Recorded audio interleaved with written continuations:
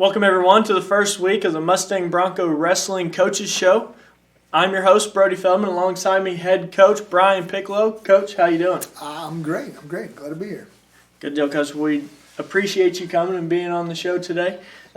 You've begun your fifth year here at Mustang High School as wrestling coach. Every year, I know I talked to you over the past couple of years, reporter, newspaper, just friends, whatever.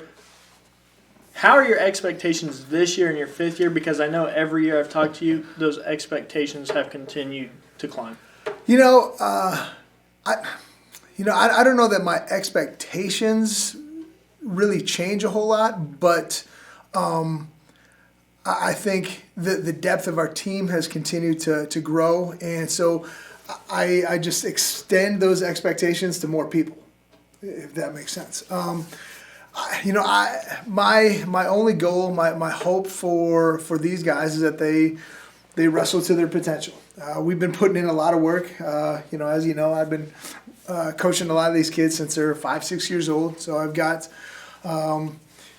like Keegan Luton, Jack Kitchingham, Brannigan Reyes, Tate, John Wiley. These kids grew up in my Little League program, and so, it's been a decade of building to this is kind of the big year with we've got 12 seniors, so having 12 seniors is pretty awesome. That's the most we've ever had under my coaching. So keeping all these kids in the program and having them build up through the years, the expectation or my goals for them just continue to be wrestling to their potential. Now, because they've been wrestling so long, their potential is really high. So I don't like to put any type of quantitative thing on like just quality. I want quality of wrestling, and so when they wrestle to their potential and we have that quality of wrestling, they are one of the toughest teams in the country. You talked about some kids that you've coached for a decade or longer or however long it might be. You also gained a wrestler this year here at Mustang High School that from the past. And Bam, how has he helped this team and that practice room? Bam and Tate have been friends since they're little bitty, since they're 6-7 years old, and so he's been, it hasn't been in my program, but he's been around us, and they've been friends, and heck, we even went on like family vacations together. So he's been close with our family, and he's just a fun kid to be around. And I think he's really started to kind of blossom and grow in this program. Where he was at in Memorial is a little bit different. He said it was, way more, I don't want to say militaristic, but it was just way more like, just a harder program to be. Like, we like to have fun. We like to play. When it's time to work, we work. When it's time to play, we play. And so I think that has helped him out and has allowed him to grow. And he's tough. He is a tough wrestler. And he has skills that he's developed over years and years that you can't teach. It's this intrinsic knowledge of position and being able to figure out where to go next. And if you haven't been in that situation 100 times, you're not going to know.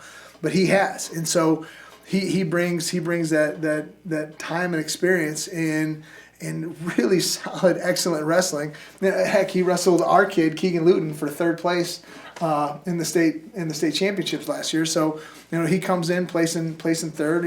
He's got a really great chance at winning a state title this year. He just beat the number 15 kid in the country from Collinsville this weekend, Drake Ackland from Collinsville. So.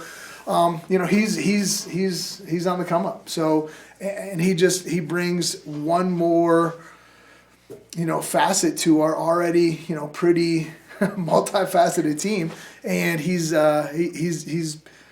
pushing everybody and making everybody better. You don't have fun. No. You can tell that with all your social media posts that y'all post between rounds at tournaments or whatever, backflips, front flips, playing certain games and everything. So it's cool to hear he gets to come in and be able to witness all that. Talking about fun, though, Tate, your son, went down to who's number one. Yeah. And knocked off, at the time, the number one wrestler in the nation to come back to Mustang as the number one wrestler in the nation. Correct. I have heard Tate's side of it. I've read Tate's side of it and how he felt about it. I haven't got to talk to you, though. Right. How cool of an experience. Yes, you're a coach. Yes, you're his head coach. You've been his head coach basically his whole life. Yeah. But how cool of an experience is that to be able to go down there and see that as a coach and a dad?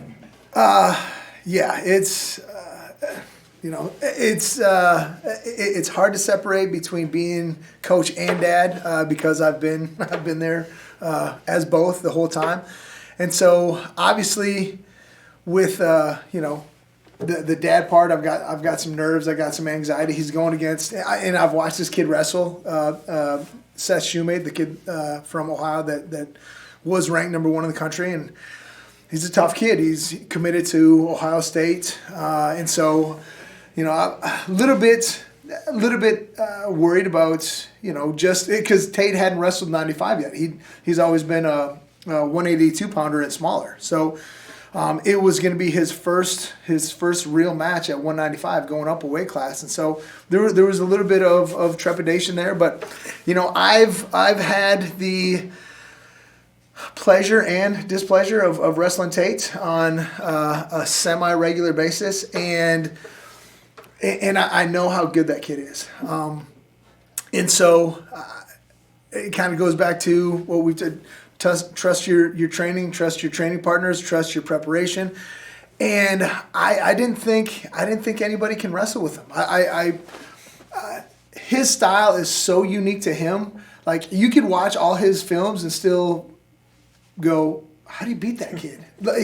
He does things that big guys don't do. He's wildly flexible, and that paid off in that match. The kid had Tate's foot up on his shoulder and still couldn't take takedown. And he's so dynamic, and on paper, I've got my reservations, but on paper, like there's no way that kid can beat Tate. So, having my coach's brain and trying to analyze some things, I was like, we got this. And then, in my dad brain, I'm like, I don't know, the kid's pretty good. So. It was a great experience. Flow Wrestling put the event on, and it's a big deal. And obviously to be ranked number one in the country, we come back home and man, we've never had that. And it's a little bit of a double-edged sword. Just like now you're the guy. You got a target on your back. Everybody wants a piece of that title. So it's one thing. We've said this to Tate several times. It's one thing to get to the top, and it's another thing to be able to stay hungry, stay humble, and keep pressing like you're the number two guy. You can't have I'm the number one guy mentality. Have the mentality of you're chasing the number one guy, even though that's you. So I think he's maintained that. He's always been a humble kid, and so he has the mentality of. That number really doesn't mean anything. It's really about progressing and getting to the next level. There's always something more. There's always somebody better. And so, he's the number one high school kid in the country, but his sights are set on being an NCAA champion. So are you good enough to win the NCAAs right now? No, you got work to do. So, and I think a good thing about being able to say I'm number one, but he can always go to social media. For some reason, social media still has questions about Tate Piccolo, even though we literally seen him wrestle Seth Shoemate and make Seth have to run off the mat to whatever he had throw to do. Up, yeah. I mean, so we've seen him break somebody. Break the best kid in the country, yeah. And for some reason, people on social media still have questions about if he should have even been there. But that's for another day. Sure. Getting back to this team, you returned 3 state champions from last year. Obviously, those three you're looking to repeat. For sure. Those three would be 3-time state champions. All three of them, yep. Tucker, Tate, and John Wiley. Yep. John being the one that has a chance to still go for all 4. Mm-hmm. But do you have any other weights? I know you talked about Bam a little earlier. Do you have any other weights that you're like, this is our weight, and they have to chase us? I feel like it. Absolutely. We're returning several state placers. Just going backwards from heavyweight. Christian Rowland, he'll be ranked number 1 in the state. He's coming back off of an injury from football, so he's actually back going live. He's wrestling, and I think we'll see him at UConn. So that'll be a nice reintroduction to wrestling. Christian Rowland, I think, is the kid to beat. He took 3rd last year. Everybody in front of him graduated, so he's the guy. 220, Jack Kitchingham just went a close match with Skillings from Broken Arrow, who he had in the state finals. Jack can absolutely beat that kid. I think Jack, and we talked about this, so it won't be a shock to him if he hears it. He wrestled terrible. But he's got the potential to wrestle way, way above what he did at the Broken Arrow tournament. So, and then I had the displeasure of wrestling Jack yesterday after we had discussed his performance, and he brought it. He tried to beat me like I stole something from him. So, which was a great, a great response to that criticism. And then, so I think Jack Kitchingham is going to be in the state finals. He can be a state finalist. Tate, we're hoping that he's, still wrestling to the level that he's been. 182, Brannigan Reyes. He's ranked number 1 in the state right now. He didn't have the opportunity to go to state last year just because he got kind of boxed out by Tate and Jack, and so. But Brannigan Reyes, he's already qualified for state a couple times. To me, he's the guy to beat. I haven't seen another 182 pounder in the state that can wrestle with Brannigan when he's wrestling. He's wrestling to his potential. 70, we'll see about that. We're still working on that. But 60, John Wiley, again, state champ, 2-time state champ, looking for his 3rd. Hopefully going for a 4th next year. Then 52 is Bam. Again, he just beat the number 15 kid in the country, so he has every potential to be a state champion. 45, Keegan Luton. Keegan is, we talk about him as like the little honey badger. Like, he just goes and goes and goes and goes and goes. He can wrestle. He just lost to the number 4 kid in the country by a point, kid from Collinsville. So, he's right there with the best kids in the country. So I absolutely think this is his year to win it as well. And so, and then let's see, so 45, and then our other returning state placer, we got Tucker. So there's another state champ coming back. And then at 113, we'll have Sheldon Chastain, who took 4th last year. So I think he's got a really great shot. So, you think about it, was that like 10 in the state finals? Yeah. I mean, that's I would love to sit down in that chair and not move. And yeah, just it'd be like a duel, the rest of the state versus Mustang. So that, if I want to talk about goals, that's my goal. I want to sit down in the chair in the state finals and not have to get up until it's over.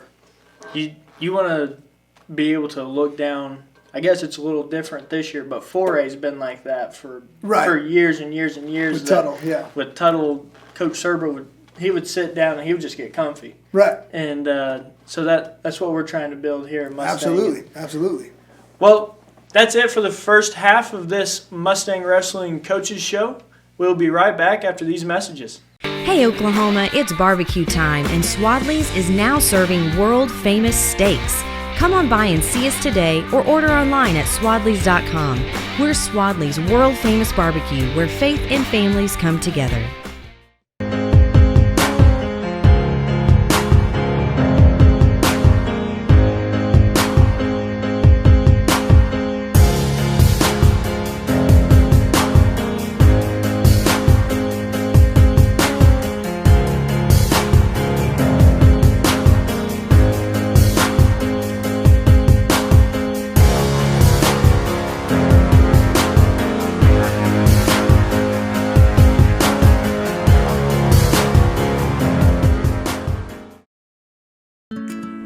Raising Cane's, we're all about quality.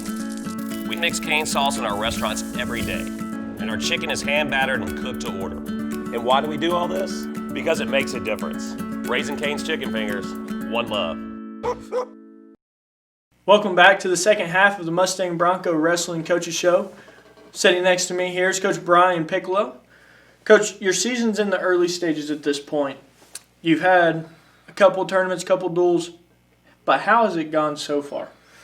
As far as regular season, we've got two duels. We dueled Shawnee and really did a great job against a team that's a little bit surprising. We came out and really, we fired on all cylinders and wrestled really well. Put 67 points on them. And then they turn around and they're demolishing some other team. So, all of a sudden I'm like, wow, all right, we might be pretty good.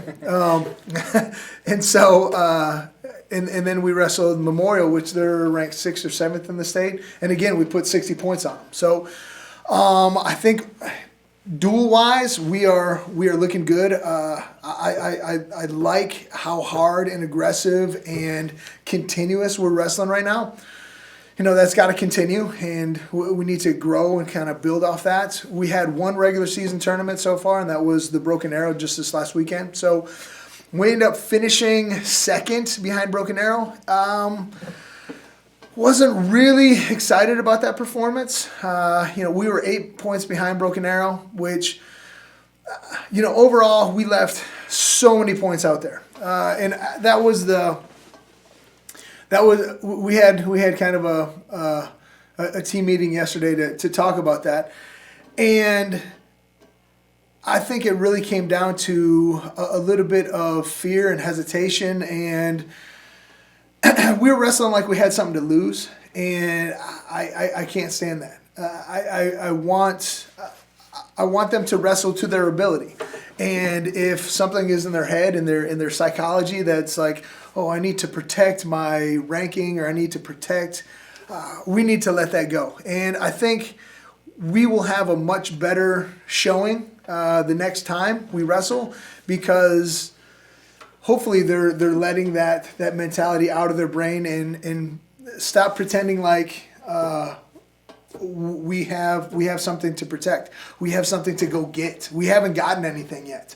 And so that's the mentality that I try to project, is that, hey, why are you trying to wrestle safe? You have to wrestle like you're the underdog. So that's the thing that I think we took from that tournament. We didn't place where we want to, but we learned the lesson that I wanted to learn. So if you don't win, you learn, and that'll be the thing that hopefully steers us in the right direction for the rest of the season. Going back on that first duel of yours at the event center, I was listening to the commentators that we have on MHSBroncosports.tv, and it felt like every match, but maybe one or two, you had a takedown within the first 20 to 25 seconds. Right. Was that something, I know you've always coached that attack to the last second. Is that something you were looking for in that duel, or is that just how these kids are going to wrestle? Both. I think we've kind of developed that into the wrestling. Coming from the Big Ten, with Iowa and Penn State, and the way that the Big Ten is kind of dictated, that's my style. That's how I know how to wrestle. I don't know how to be, the Big 12 style of slick and kind of elusive, and all of a sudden I got you. Like, I know how to get into a fight and beat you into submission. That's my wrestling, and that's how Mustang kids are going to wrestle. We are going to move forward. We're going to make first contact. We're going to impose our will and make them feel us. I want to win every position. I want to win the tie. I want to get into a takedown. And so the quicker we can establish our game plan, the further behind they get. And so if I wait for things to happen, I become a target. And if I make things happen, then I'm in the driver's seat. And so I think that's become the norm for us is we take it to them. And life is a little bit easier when I'm dictating action rather than trying to receive action and respond to it. So, that's the way I want to see our guys wrestle from now until February. Tonight, you're back in the event center for another duel. This time, rival UConn comes to town. Sure. Supposed to happen last week. Something happened with all of this craziness going on in 2020. Yeah. How is it getting ready for a duel against a rival that, let's be honest, it's always heated, and it's definitely been heated for the last couple of years. It's on the spectrum of bedlam of OU OSU the mutual I don't want to say hatred, but it doesn't matter how we're ranked or how they're ranked. There's a different level of pride and a different level of want to. It's always going to be a dogfight. It's always going to be a dogfight, and so we know that, and we're excited for that. I want our kids to be continually challenged. When we don't have challenges, we kind of grow stagnant, and so we're searching out those challenges. And with the year that it's been, we've had to juggle a bunch of things and okay, this tournament's canceled. Where can we go? This duel got canceled. Who can we get? So it's been a little bit of a struggle to find challenges for these kids, but being that it is UConn, it's always going to be in, and our kids look forward to it. It's almost a religious experience because we do it religiously year after year, and to steal a quote from one of my friends. It's a religious experience that we have expectation. We come back to, and we have expectation. And out on the mats, it's time for church. And I will say, just a reminder here on Mustang Bronco Wrestling Coaches Show, Mustang has not lost to UConn yet this year. So just a friendly reminder. That's going to be everything for us here at the Mustang Bronco Wrestling Coaches Show. Coach, I want to say thank you for coming on. All right. Appreciate it. Can't wait till next time we have you. And as always, go Broncos.